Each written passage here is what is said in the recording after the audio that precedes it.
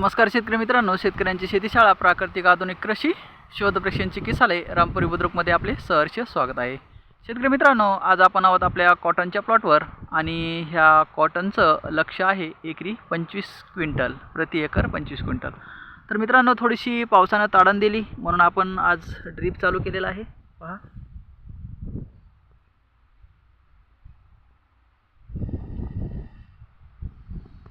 थेंबाथेंबानं खतं आणि थेंबाथेंबानं पाणी याला फर्टिगेशन असं म्हणतात। जर फर्टिगेशन व्यवस्थित असेल तर आपल्या शेतामध्ये 90% उत्पादन वाढण्याची शक्यता असते। 90% उत्पादन वाढण्याची शक्यता असते। थेंबानं पाणी द्या, प्रत्येक थेंबानं पाणी द्या आणि प्रत्येक थेंबानं फर्टिगेशन करा, हे महत्त्वाचं आहे।